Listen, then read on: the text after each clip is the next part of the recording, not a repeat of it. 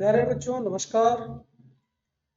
आज इस लेक्चर में हम नीट के लिए एक इम्पॉर्टेंट सुपर क्लास पढ़ेंगे, सुपर क्लास टेट्रापोडा। इससे पहले कि आपने मेरे क्लासेस बहुत सारे अटेंड किए होंगे, अगर आप नीट की प्रिपरेशन कर रहे हैं या करना चाहते हैं तो आप सारे लेक्चर्स को ध्यान से देखिए और उम्मीद करता हूँ कि बहुत ज़्यादा आपको मदद मिलेगी। मैं हूँ डॉक्टर नूतन प्रकाश विश्वकर्मा। किसी भी क्वेरी के लिए आप मुझे कॉन्टैक्ट्स नंबर पर कॉन्टैक्ट कर सकते हैं। तो चलिए आगे बढ़ते हैं। बच्चों, हमने इससे पहले लास्ट लेक्चर में बात किया था स्पीसीज के बारे में, सुपर क्लासेस स्पाइसेस। उसमें हमने पढ़ा था कॉन्टेस्टाइज और ऑस्टिस्टाइज। आज हम पढ़ेंगे super class Tetrapoda. Tetrapoda means नाम से क्लियर है, चार। टेट्रा मीन्स चार और पोडा मीन्स हाथ पैर, लिम्ब। तो ऐसे एनिमल्स जिनके पास चार लिम्ब हो या मतलब हाथ पैर हो, ऐसा कह सकते हैं आप, तो उनको हमने रखा हुआ है टेट्रापोडा में। इसके अंदर में टोटल चार क्लासेस हमें पढ़नी है, amphibia, reptile, Aves and mammals. तो आज के इस लेक्चर में हम डिटेल पढ़ेंगे क्लास एम्फीबिया के बारे में। क्लास एम्फीबिया की अगर हम बात करें तो एम्फीबियन इसे क्यों बोलते हैं? एम्फीबिया का मतलब ऐसा होता है कि ऐसे एनिमल जो टेरेस्ट्रियल पे भी रहेंगे, मतलब जमीन पे भी रहेंगे वो लाइफ में, और पानी में भी रहेंगे, और दोनों जगह आराम से रह सकते हैं। तो इसीलिए इनको क्या बोलते हैं? हम एम्फीबियन बोलते हैं। तो इनका जो हैबिटेट है वो जमीन पे भी रहेंगे और पानी में भी रहेंगे, और इनकी लाइफ साइकिल को कंप्लीट करने के लिए पानी की बड़ी जरूरत है। पानी के बगैर जब तक कोई एक्वेटिक में नहीं जाएंगे, अभी हम इसके आगे रीजन बताएंगे, तब तक उनकी लाइफ साइकिल कंप्लीट नहीं होगी। जनरल कैरेक्टर की अगर हम बात करें, अगर इसको पाइसेस से कंपेयर करें तो पाइसेस भी कोल्ड ब्लडेड थे, या एक्टोथर्मिक थे, या पोइकिलोथर्मिक थे, मतलब जिनका जो उनके एटमॉस्फेयर में जो टेम्परेचर है उसी के हिसाब से इनका भी टेम्परेचर कम ज्यादा होता रहता है। और एक पहले अभी तक हमने जितने भी एनिमल्स पढ़े वो सब के सब पानी में थे, और पहला एक एनिमल मिला आपको, ये जो एम्फीबिया मिल रहा है, ये पहली बार ट्रांजिशन हुआ इसका पानी से टेरेस्ट्रियल मोड ऑफ लाइफ। तो देख रहे हैं जैसा जैसे इवोल्यूशन होता जा रहा है, एडवांस्ड कैरेक्टर्स आते जा रहे हैं। तो जो जीवन की उत्पत्ति हुई वो पानी में हुई, और अब देखते हैं कि एडवांसमेंट होता गया और धीरे धीरे अब एम्फीबियंस जो है वो पानी से भी जमीन पे आ गए। इनके अंदर एक बड़ा बढ़िया कैरेक्टर होता है, मैं आपको बताऊं। और इसके अलावा एम्फीबियंस के पास तो होता ही है, साथ में रेप्टाइल्स के भी होता है। आप इसका जो एम्फीबिया का सबसे बढ़िया एग्जाम्पल आप देख रहे हैं, मेढक है आपका, फ्रॉग है ना, इसको राना टिग्रीना, या इसकी बहुत सारी और भी स्पीसीज हैं, बहुत सारी स्पीसीज हैं। तो आप देखते हैं कि जो मेढक है, फ्रॉग है, इसका कलर चेंज हो रहा है। इसका कलर चेंज, जैसे आपने गिरगिट पे देखा होगा, आपने गिरगिट देखा होगा आपने गार्डन्स वगैरह में, और एक कहावत भी है कि गिरगिट की तरह रंग बदलना, है ना। मतलब गिरगिट क्या करता है? कमोफ्लेज करता है, एटमॉस्फेयर के हिसाब से अपने कलर को चेंज करता है। तो चाहे वो गिरगिट हो, मतलब वो रेप्टाइल हो या एम्फीबियन हो, इनके अंदर कैपेसिटी होती है कि वो अपने कलर को एटमॉस्फेयर के हिसाब से चेंज कर सकते हैं। और चेंज इसलिए करते हैं ताकि ये प्रेडेटर से बच सकें, और अगर ये प्रेडेटर है तो आसानी से शिकार को पकड़ सकते हैं।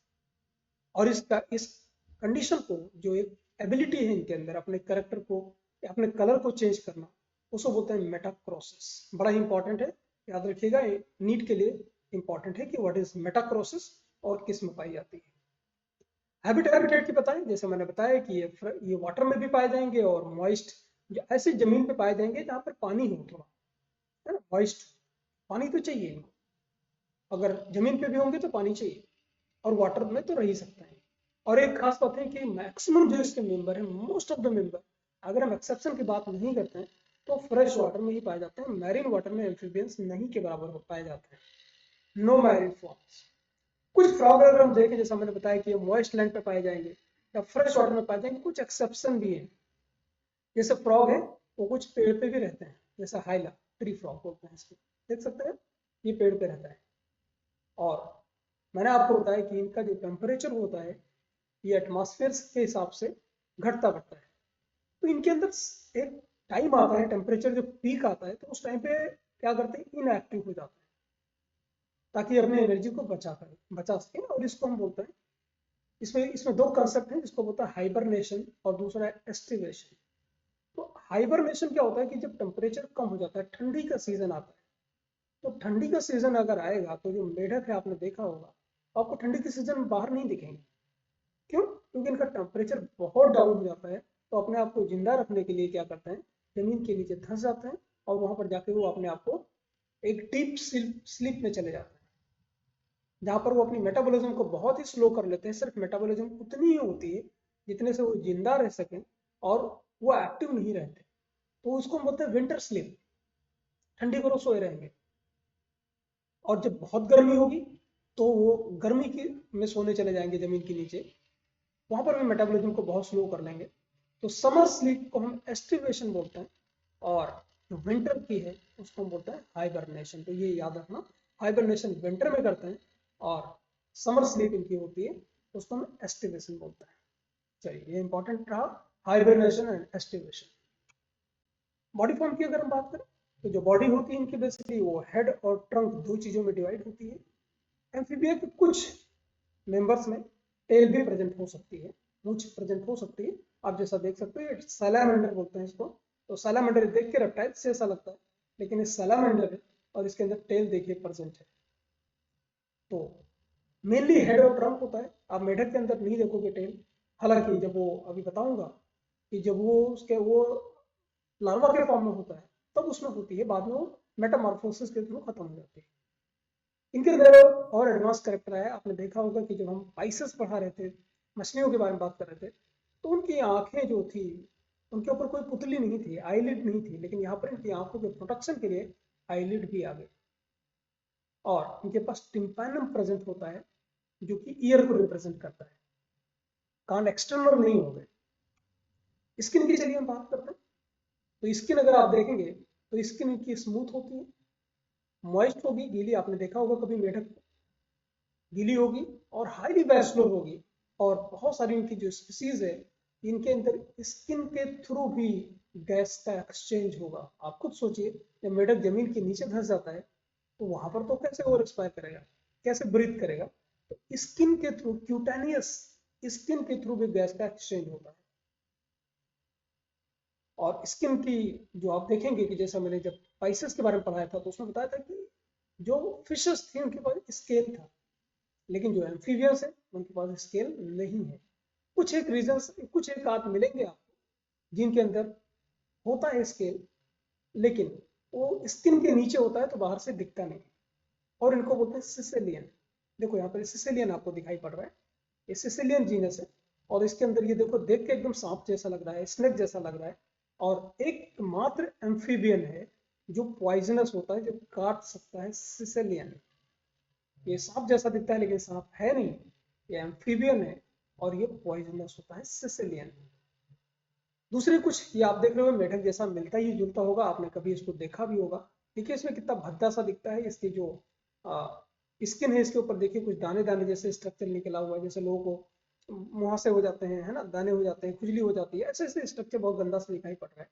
ये एक्चुअली में है क्या? इनको हम ब्यूफो बोलते हैं, या इसको हम इंडियन टोड बोलते हैं। आपने नाम सुना होगा टोड का, ये टोड है। और ये टोड की खास बात ये होती है कि जो प्रेडेटर है नेचुरल, लाइक इसको, आपको पता होगा फ्रॉग को सांप खाता है ना, अगर कोई स्नेक है तो इसको खा लेगा। तो ये करता क्या है, एक तरीके का मैकेनिज्म डेवलप करता है। इसके स्किन पे पॉइजनस ग्लैंड होती हैं, जिससे चीजें सिक्रीट होती हैं, पॉइजन सिक्रीट होता है। तो जब भी इसको कोई प्रेडेटर खाएगा, उसके मुंह में जैसे लेगा, ये उसमें से सिक्रीट हो जाएगा और उसका वो फटाक से क्या कर देगा, उसको छोड़ देगा, उसको खाएगा नहीं। तो ये पॉइजनस ग्लैंड कुछ में प्रेजेंट होती हैं। Example is toad. आगे बात करते हैं लिम्स की, हाथ पैर की बात करते हैं। बताया था इसको इसीलिए टेट्रापोडा में रखा गया है। तो इनके 2 पेयर ऑफ लिम्स है, मतलब 4। और वो जो किसमें मदद करेंगे, स्विमिंग में या चलने में, मूवमेंट में। हाइंड लिम्स होंगे, अगर आप मेढक को देखें तो देखिए ये पीछे का पैर है, ये बड़ा है और आगे का पैर छोटा है। इसकी मदद से ये लीपिंग करता है, मतलब आप देखते होंगे कि मेढक उछल उछल के चलता है ना, इसको लीपिंग बोलते हैं। फोर लिम्ब की अगर बात करें, आगे के हाथ की बात करें, तो यहाँ पर देखिए 4 डिजिट है। ना, 4।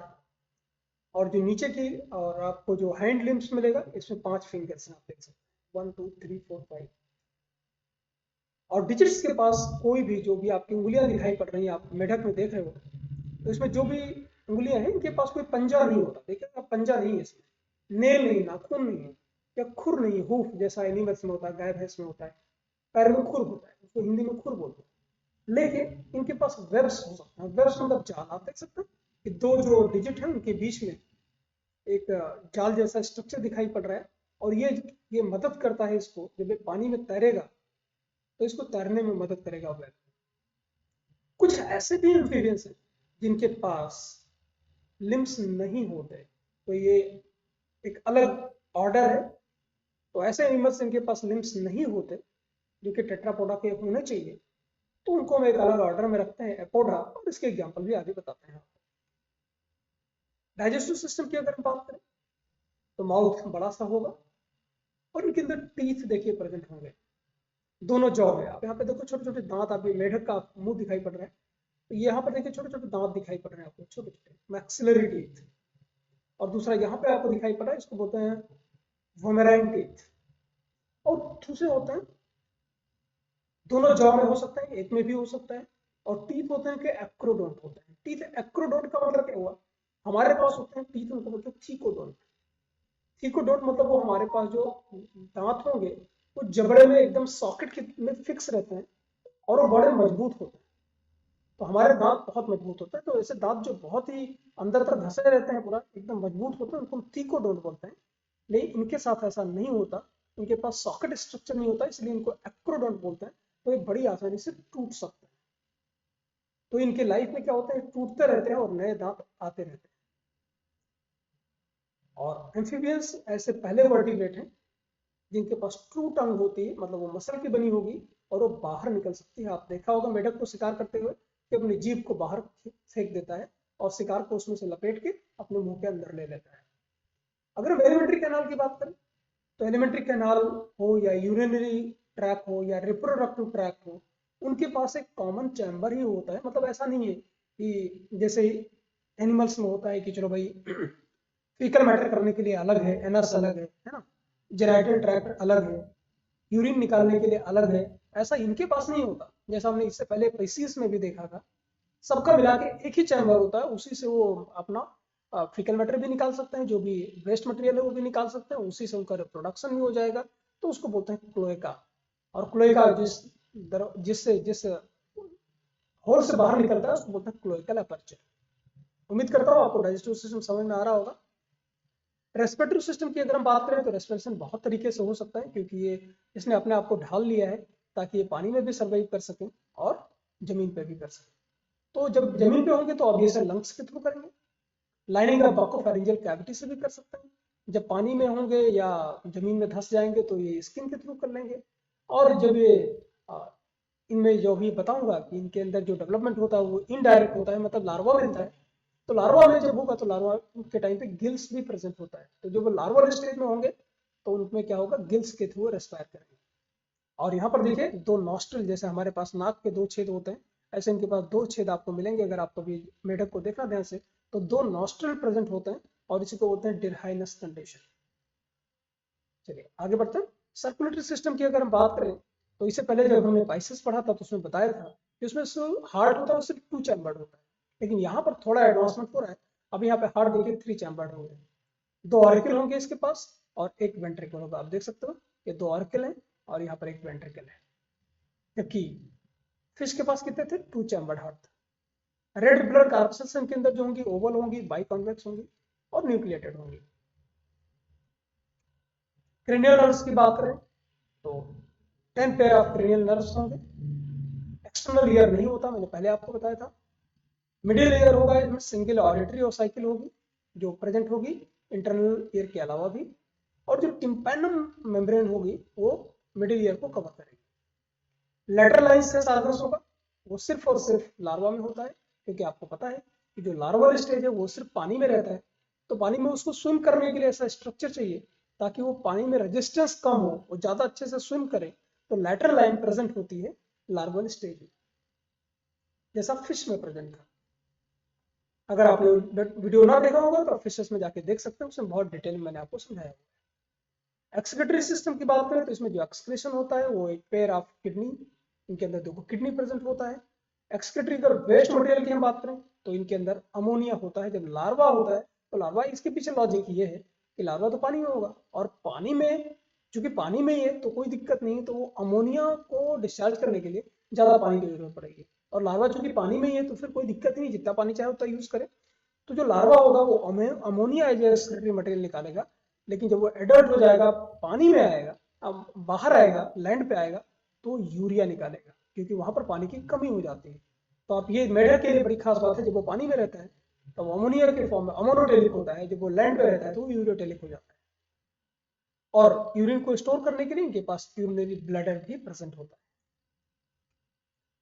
रिप्रोडक्शन की अगर बात करें तो जितने एम्फीबियंस हैं वो डिपेंडेंट हैं, चूंकि लैंड पे रहते तो हैं, लेकिन अभी भी रिप्रोडक्शन करने के लिए कंपलसरी इनको पानी में जाना ही पड़ेगा।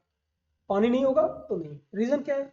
इनके जो अंडे होते हैं, एग्स होते हैं, तो एग्स अगर पानी, अगर इसको लैंड पे रखेंगे तो इनके ऊपर कोई कवरिंग नहीं होती है, ज्यादा डिटेल कवरिंग नहीं होती, ताकि इसको एवेपोरेशन से बचा सके। तो जब सनलाइट पड़ेगी या गर्मी पड़ेगी तो इसके अंदर का पानी निकल जाएगा, डिहाइड्रेट हो जाएगा, और उसमें से बच्चे नहीं बन पाएंगे, मर जाएंगे। तो ये अभी भी डिपेंडेंट है एम्फीबियंस पूरी लाइफ, भले ही वो लैंड पे रहे, लेकिन फाइनली उनको रिप्रोडक्शन के लिए पानी में जाना पड़ेगा, उनको पानी बहुत सारा चाहिए। सेक्सुअल अगर हम बात करें तो सेक्सेस यूनिसेक्सुअल होते हैं, मेल और फीमेल अलग अलग होते हैं। अगर हम फ्रॉग की बात करें तो जो मेल होता है उसके पास देखिए ये इस तरह से का स्ट्रक्चर निकल के आता है, और ये इसको आप आइडेंटिफाई कर सकते हो, बारिश के दिनों में आवाज करते हैं टर टर की, और इससे ये फीमेल पार्टनर को अपनी तरफ अट्रैक्ट करते हैं। अब एक बड़ी खास बात है कि इनके पास, ठीक है, इनके अंदर रिप्रोडक्शन होता है, वो भी सेक्सुअल होता है, लेकिन इनके अंदर कोपुलेटरी ऑर्गन्स होता ही नहीं। तो जब कोपुलेटरी ऑर्गन्स होता ही नहीं तो रिप्रोडक्शन होगा कैसे? किसी किसी में हो भी सकता है, लेकिन बहुत कम में होता है। सक्सेस सेपरेट है, मेल अलग है, फीमेल अलग है, सेक्सुअल डायमॉर्फिज्म है। और मेल्स के पास कोपुलेटरी ऑर्गन्स नहीं होता, तो फिर करता कैसे है? फिर आके वो रिप्रोडक्शन करेंगे कैसे? तो इसमें होता क्या है कि इसके जो आगे का पैर होता है मेल का, तो उसमें एक कोपुलेटरी ऑर्गन तो उनके पास है नहीं, पीनस जैसा कुछ है नहीं, पेनिस या पीनस जो भी आप पढ़ना चाहें। तो ये काम क्या करता है, ये जो मेल है, जो कलर आपको दिखाई पड़ रहा है, फीमेल को पकड़ लेता है अपने, जो यहाँ पे हिडन है, तो जो आगे वाला पैर है इसे बहुत अच्छे से पकड़ लेता है, और पकड़ के उसको प्रेस करता है। और जब वो प्रेस करेगा तो फीमेल जो है वो एग रिलीज कर देगी पानी में, और पानी में जब एग रिलीज हो जाएगा तो उसी टाइम पर वो स्पर्म जो है क्लोएका के थ्रू छोड़ देगा। तो जो फर्टिलाइजेशन होगा वो एक्सटर्नल होगा, इसके पास कोई कोपुलेटरी ऑर्गन नहीं है, ये हाथ से प्रेस करेगा, अंडे बाहर आएंगे और उनके ऊपर वो अपना स्पर्म छोड़ देगा। तो एक्सटर्नल होगा वो पूरी तरीके से, क्या होगा, जो फर्टिलाइजेशन है वो एक्सटर्नल होगा। देख लेते हैं फर्टिलाइजेशन डेवलपमेंट की बात कर लेते हैं। तो फर्टिलाइजेशन मैक्सिमम केसेस में एक्सटर्नल होता है, कुछ एक आध केसेस में इंटरनल भी हो सकता है, जैसे सैलामेंडर आप देख सकते हैं, और इक्थियोफिस, इसको आगे चल के बताता हूँ, इनके अंदर इंटरनल फर्टिलाइजेशन होता है। मोस्ट फॉर्म्स जो होंगे ये अंडे देते हैं, वो भी पैरस होते हैं, लेकिन एक आध एग्जाम्पल है जो अंडे नहीं देते हैं, जैसे सैलामेंडर आप देख सकते हो, ये भी पैरस है, ये बच्चों को जन्म देता है, और उसका जो लार्वा है उसका नाम बड़ा बढ़िया है, आप याद करिएगा, बहुत ही इंपॉर्टेंट है, एक्सोलोटल लार्वा। ये इंपॉर्टेंट है कि एक्सोलोटल लार्वा किसके अंदर पाया जाता है? सैलामेंडर के अंदर पाया जाता है। इसको सैलामेंड्रा बोलते हैं, इसका जीनस है सैलामेंड्रा। डेवलपमेंट ऑब्वियसली इनडायरेक्ट है, मेटामॉर्फोसिस प्रेजेंट होती है, और उसके बाद एक फिश जैसा एक्वाटिक लार्वा बनता है, इसको बोलते हैं टैडपोल। तो फ्रॉग, मेनली फ्रॉग अगर देखें तो उसका जो लार्वा है उसका नाम है टैडपोल। तो एम्फीबियंस में जो लार्वा होगा उसको हम एक्वाटिक होगा तो टैडपोल बोलेंगे, जबकि जो सैलामेंडर है, जो विविपायरस है, उसके लार्वा को बोलता है एक्सोलोटल लार्वा। ओके, चलिए आगे बढ़ते हैं। पैरेंटल केयर, इनके अंदर कुछ पैरेंटल केयर भी पाया जाता है। कुछ एम्फीबियंस है, बहुत सारे एम्फीबियंस है जो पैरेंटल केयर शो करते हैं, जैसे मेल मिडवाइफ टोड। ये क्या होता है? अब देखिए, मेल मिडवाइफ टोड क्या होता है? ये जो फीमेल अंडे देगी तो स्ट्रिंग के जैसा देगी, कैसे? जैसे अंडे आते थे तो अंडे एक दूसरे से ऐसे ऐसे जुड़े रहेंगे, ये देखो सारे अंडे जुड़े हुए हैं। तो ये मेल क्या काम करता है, अब इसके अंडों को जो फीमेल अंडे देगी तो उसको प्रेडेटर खा ना जाए, तो मेल क्या करता है, अपने चारों तरफ लपेट लेता है, इसको लपेट लिया है, इसने अंडे दिए नहीं, लपेट लिया है, और इसने पहले फर्टिलाइज करेगा, फिर अंडों को लपेट लेगा अपने चारों तरफ, और ये जब तैरता रहेगा तो इसके साथ अंडे भी ऑब्वियसली तैरते रहेंगे, तो प्रेडेटर से बच जाएंगे और फिर धीरे से इसमें बच्चे निकल निकल जाएंगे। तो इस तरह से अपने बच्चों को ये बचाता है प्रेडेटर से, ताकि उनको कोई खा ना जाए। दूसरा एग्जाम्पल देखिए, फीमेल सूरीनाम टोड, इसको पाइपा बोलते हैं। ये देखो एकदम पत्ती जैसे स्ट्रक्चर आपको दिखेगा, ये जब तैरते हैं तो एकदम पत्ते जैसे दिखते हैं, ये सूखे पत्ते तैर रहे हैं। ये क्या करता है, female Suriname toad carry egg in special pit on its back. इनके ये आप देख रहे हो, ये कुछ गड्ढे जैसे दिखाई पड़ रहे हैं, ये इनके अंदर अपने अंडों को रख लेता है, और उसके बाद ये तब तक कैरी करता है जब तक उसमें से बच्चे न निकल आए, फिर इसमें से बच्चे निकल आए। तो जितना डेवलपमेंट का स्टेज है उस टाइम पे अंडे उसके पॉकेट में ही सुरक्षित रहेंगे। तो पेरेंटल केयर है, अपने बच्चों की केयर कर। तो देखते हैं कि एडवांस कैसे हैं ये पाइसेस से जो एम्फीबियंस हैं। तो देख लीजिए एम्फीबियंस में एडवांस क्या हुआ कि फिशेस के पास पेंटाडक्टाइल लिम्ब्स नहीं था, है ना। पेंटाडक्टाइल लिम्ब्स मींस जिसमें 4 या 5 उंगलियां हो, तो वहां पे उंगलियां वगैरह नहीं था, लिम्ब्स नहीं थे। उनके पास आईलिड नहीं थे, उनके पास टीयर ग्लैंड भी नहीं थे आई को बचाने के लिए। इनके पास टीयर ग्लैंड्स भी आया ताकि अपनी आंखों को फ्रेश कर सके, रिफ्रेश कर सके। मिडिल ईयर देखिए इनके पास है, और इनके पास टंग प्रेजेंट है फूड को पकड़ने के लिए, जबकि पाइसेस के पास नहीं थे। और internal layers and lungs for year breathing है इनके पास। तो ये एडवांसमेंट हुआ फिशेस से। अब हम देखते हैं कि जितने सारे एम्फीबियंस हैं इनको 3 ऑर्डर में हम बांट देते हैं। पहला है जिसको बोलते हैं जिम्नोफियोना, या इसे एपोडा बोलते हैं। एपोडा मतलब क्लियर हुआ कि जिनके पास लिम्स नहीं हो गए, है ना, हाथ पैर हो गए नहीं। आप देख सकते हो ये एकदम कीड़े जैसा स्ट्रक्चर दिखाई पड़ रहा है आपको। तो वर्म लाइफ है, लिम्बलेस, इसके पास लिम्स नहीं, स्केल्स भी प्रेजेंट होंगे लेकिन स्किन के नीचे होंगे, आपको दिखेगा नहीं। और इनको बोलते हैं ब्लाइंड, इनको हम एक नाम से बोलते हैं, इनको ब्लाइंड वर्म भी इनको बोलते हैं। एपोडा के अंदर जितने आते हैं इनको ब्लाइंड वर्म्स बोलते हैं, और या सिसेलियन बोलते हैं। इसके एग्जांपल देखिए, इक्थियोफिस या ब्लाइंड वर्म। इक्थियोफिस याद रखिएगा, इसका कॉमन नेम है ब्लाइंड वर्म। दूसरा जो ऑर्डर है इसको बोलते हैं कॉर्डेटा या यूरोडेला। ये क्या है, इसके अंदर हेड प्रेजेंट होगा, ट्रंक प्रेजेंट होगा और टेल भी प्रेजेंट होगी, इसलिए इनको कॉर्डेटा या यूरोडेला बोलते हैं। तो इनको टेल्ड एम्फीबियन भी बोलते हैं। एग्जांपल देखिए, सैलामेंड्रा, स्पॉटेड सैलामेंडर।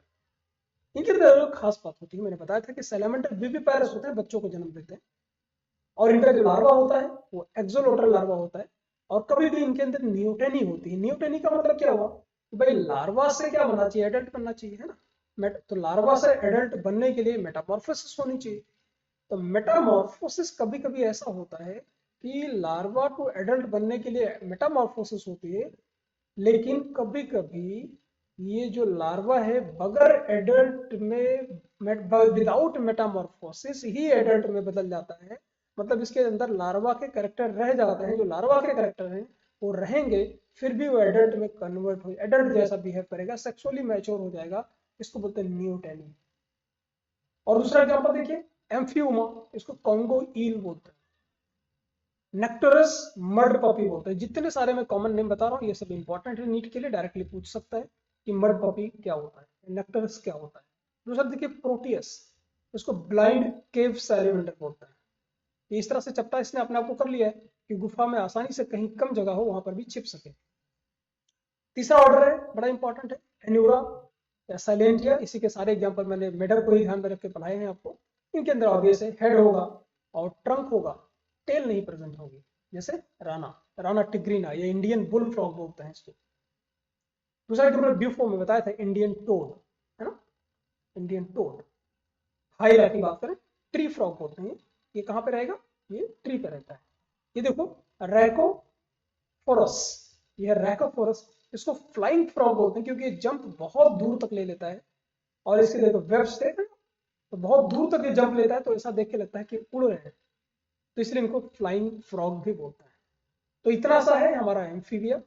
उम्मीद करता हूँ कि आपको एम्फीबिया पढ़ने में समझने में आसानी होगी और आपकी तैयारी अच्छे से होगी नीट के लिए, और आपकी प्रिपरेशन में मैं अपना कंट्रीब्यूशन दे पाऊंगा। अगर ऐसे ही वीडियोस आप देखना चाहते हैं, हमारे साथ प्रिपेयर करना चाहते हैं अपने आप को नीट के लिए, फ्यूचर डॉक्टर, तो आप मुझे संपर्क कर सकते हैं। नोट्स और सीरीज टेस्ट के लिए भी आप हमें संपर्क कर सकते हैं। चैनल को सब्सक्राइब जरूर करें ताकि नए वीडियो में भेजूं तो आपको नोटिफिकेशन मिल जाए। मिलते हैं नए वीडियो में, तब तक के लिए नमस्कार, जय हिंद।